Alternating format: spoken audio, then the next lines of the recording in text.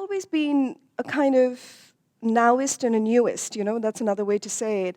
I've always been at the edge of what's new, what's next, what's new, what's next. I could never sit with what's happening right now and make the most of it because my mind would always go into the future as to what's next, what's ready to emerge right now, and I need to capture that. So that's kind of been my trend. So, my background's been in IT engineering, and then I did my MBA, did consulting. Consulting was fun because you could never be on one project, you were always on millions, and so that kept me going. But there was something that emerged at the end of my consulting career which said there's so much more potential lying in people, in organizations, in societies, and there's something that's not getting tapped into. And I think we all felt that in our careers, and I think that's part of our understanding of expansion of our humanness, is to keep looking at what's next and where we can expand into. So the potential is always there. And I think what's happening and shifting now more so is that we are wanting to play with it much more consciously, in whether it's through coaching or through stress management, through working with your health, any aspect. We're just wanting to work with the potential of what can bring us to our maximum brilliance, in effect. That's kind of what we're seeing happening everywhere.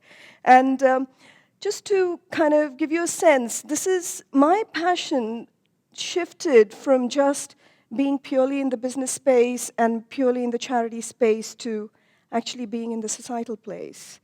And that happened pretty recently with the work I did with the Visionary Network in Solera. Amazing shifts took place in my own understanding of my purpose, which took me to a place that societies are ready now to evolve to a new place. And we are seeing that with all the changes that are happening around the world. And I knew that new models and new frameworks want to emerge. And those frameworks are beyond the existing ways that business works, or charities work, or communities work, or governments work. So there's something dissolving in all these different structures and boundaries and bursting how businesses need to function, as you can see with everyone hearing and speaking. And there's a convergence happening where all parties want to come together and look at what is evolving in society. Some might look at it as there are issues and challenges, and the planet is, going to an extreme end, and we need to resolve those issues. And being a visionary, I'm always looking, there's potential rising underneath this chaos, there's so much more emerging. Let's tap into that and see what we can create from that. So that's kind of the focus of, the day, the half, the 1 hour I'm going to be with you is, what does it take to tap into the potential and the brilliance in people, in communities, in societies, in businesses, and restructure how we are being there? That's kind of, in a nutshell. And so the urge for new, I don't know, how many of you are feeling this urge for newness? Pretty much, yeah? So everybody's kind of trying to find it in your own work and, with people collecting together and doing it always. And there's a real strong sense of interconnectedness. I think this has been the prime time. I've never seen people wanting to connect with people from all around the world, from all walks of life, do more meaningful stuff, more purposeful stuff that gets them to connect to each other beyond race, beyond countries, beyond cultures, just from a deep human being level. So I think that interconnectedness is rising so much that it's creating that we can actually work and be together in new ways. So, that's kind of something we're pointing to. Societal convergence, I already kind of highlighted how businesses, charities, are all working together. And I'm going to share some examples of where that's happening, because that's what the Center for Social Brilliance kind of stands for. People power, I know Solera mentioned it earlier, and that's something we're seeing, that most of the change is just coming ground up.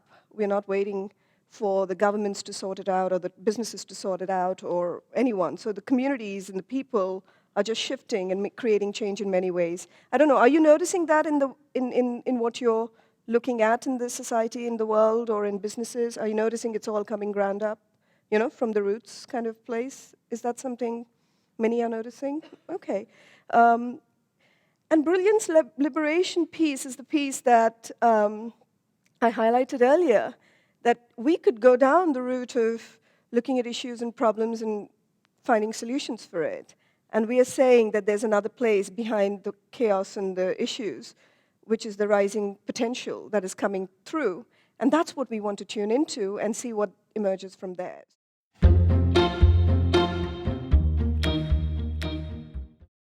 Social brilliance is basically about bringing alive societies through the expression of brilliance.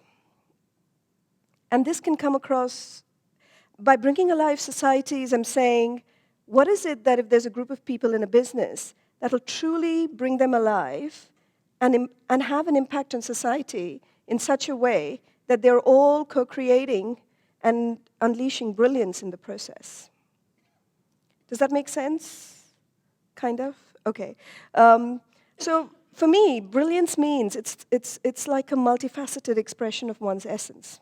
We are all here to express aspects of ourselves that are amazing. We may not acknowledge it sometimes, but we're here. We know we're all brilliant beings. Wherever we are, whatever walk of life we are coming from, we're all brilliant beings. So what does it take to express that brilliance in a full, unleashed way without being constrained by norms in society or in businesses or anywhere for that matter? So that is, and to tap into that brilliance requires environments in society that enable that. And so this is the shift we're talking about, is it's not just a talent show like I'm brilliant, hear me out.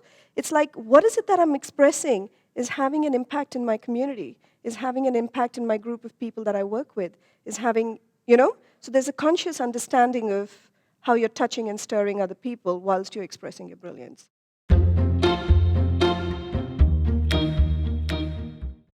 We've been so wired up to think of issues, problems, and solutions for them. And I know the example previously was a solution to a problem, but it came from a very wider space of the ripple effect, of the impact of it. It was not just a solution in that, just targeting a specific problem.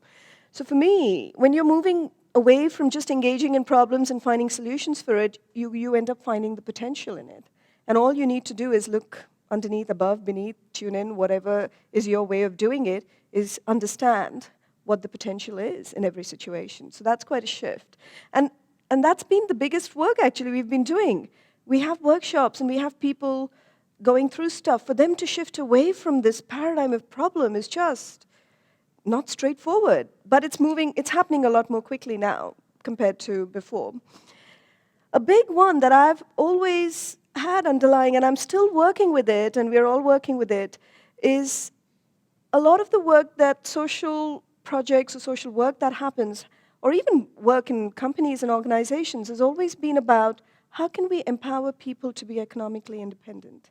Now, whether you're looking at social situations in the world or, whether it's microfinance or whether anything, I'm not saying that's not good, but if you come from a place of liberating the brilliance of those people, they will go beyond just being economically independent. They will catalyze a lot more in their communities and for themselves if we can focus on bringing that alive in the communities. So just to give you an example, we recently visited India with a group of Danish entrepreneurs who wanted to really see socially innovative ways of creating change in the world and not the standard charity or CSR or, none of those felt right or enough anymore. And what we noticed was when we went to work with a group of microfinanced women who were doing some amazing entrepreneurial activities, we noticed that, yes, they were great at that embroidery and they found an entrepreneurial opportunity to create that. But we also noticed that that whole community wanted to create something together with them, but they never had the opportunity to express that and create that with them. Can you see that shift away from just the entrepreneurial piece that makes you self-reliant? And I know that piece is required at a particular level, but beyond that, if you can think that there's more to people than just making them economically independent, it opens up a much wider spectrum of possibilities. So the whole brilliance scenario is always about expanding possibilities of how the multifaceted aspects of each human being can come alive. So that's just widening possibilities rather than just making them economically independent, being the only one. And that, I think, is an important one and a key one from the paradigm that we are in. But if we move to a paradigm that we are saying that these communities can come alive in very new ways, whether it's a business community or a charitable community or a social community, if you can expand the possibilities of bringing them alive, then the economic growth can be part of it, but there's such an exponential expansion, and even the economic aspect of it will be beyond that.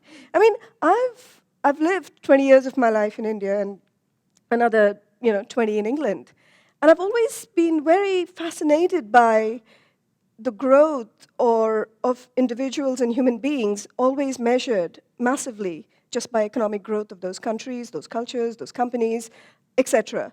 And I've always felt there's so much more to these people than just their capacity to become entrepreneurs. There's just so much more potential that we forget to use, to facilitate, to grow, just because the economic piece seems to be the only important piece in the psyche of our humanity right now.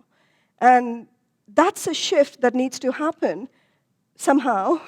And I suppose that's part of the center's work as well as, along with everybody, where we can start thinking beyond economic growth as the only facilitator of empowerment.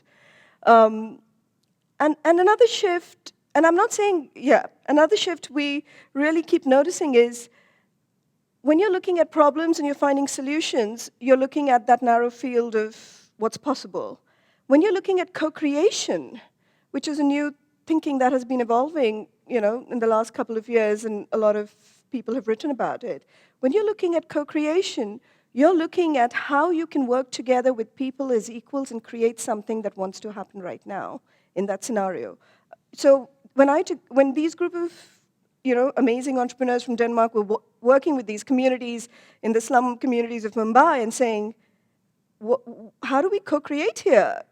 I can contribute, I can give money to make the school happen, I can give money to do this microfinancing piece, but how can you work in co-creation with people that come from different walks of life? How do you do that? And I think it was quite simple, in a way, because one of them just said, Manisha, when I connect to their potential and brilliance, nothing else seems to matter. I can just co-create whatever is required without patronizing, pitying them, feeling sad or anything. I can just co-create when I just connect to that. So it was amazing that you go into a scenario where there's so much poverty or there's circumstances and people are living, and then you see these shining eyes of kids just parking away, living in happiness, living together. There's so much there in potential, and you connect to that. You create something very different to when you would feel the pity or the sadness of the pain that they may be going through. And I'm not saying that doesn't exist, it does. It's what do you give energy to is the shift that we're talking about. And the collective piece I talked about, there has been a time where there have been leaders emerging and creating the social change, whether you talk about, all the big names, they're always there.